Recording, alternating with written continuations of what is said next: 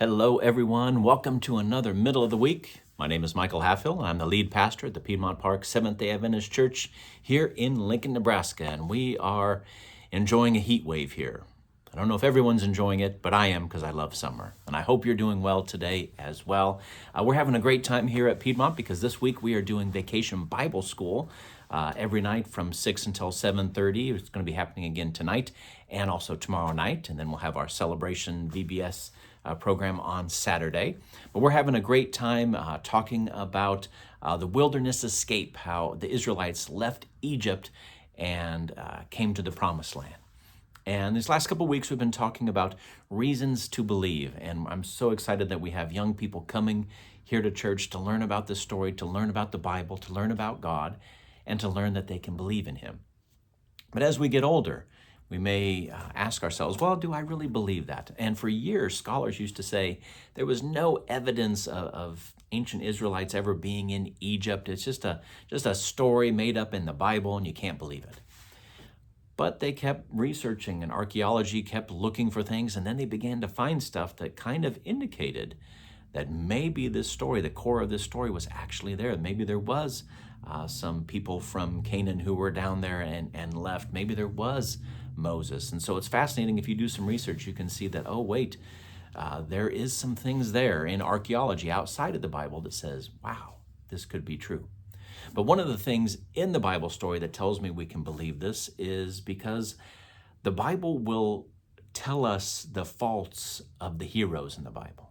Like the story of Moses, just an amazing person in the Bible, amazing character, but we get to see his flaws, both prior to coming to God and after coming to God. But prior to coming to God, before he becomes the great deliverer that God uses to take Israel out of Egypt, we find the story where in Exodus chapter 2, verses 12 to 13, when Moses finds an Egyptian who's beating a Hebrew slave, and so he kills him. He kills the Egyptian, hides his body in the sand, thinking that it's all taken care of. The next day he goes and he finds two Israelites that are fighting each other, and in verse 13, he says, "Why are you striking your companion?" In verse 14, he says, "Who made you a prince and judge over us? Do you intend to kill me as you killed the Egyptian?" So, the news is out that Moses is a killer. He's a murderer. And so what does he do? He runs. He runs away, goes out into the wilderness. This is what begins his journey.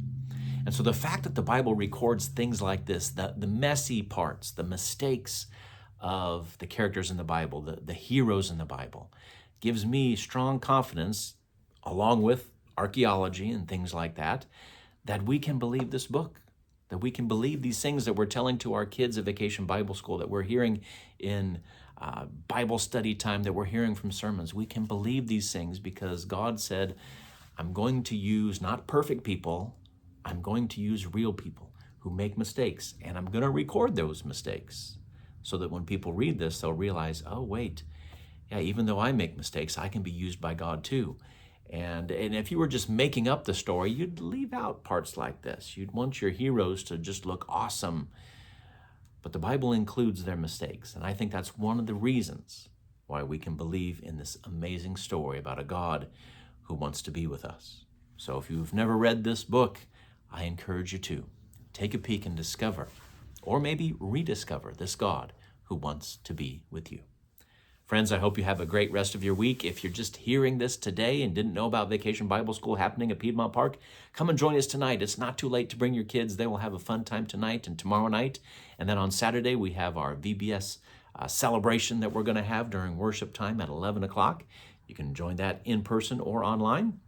We have our Bible study time at 9:30 as well for all ages here. And we have one online at YouTube also that you can enjoy. So friends, I hope that you've enjoyed this message. If you've watched this far, hopefully you have. Hit the like button, hit the share button, or subscribe so you never miss videos that we put out. I hope you have a great rest of your week. Take care, everyone, and keep looking for reasons to believe.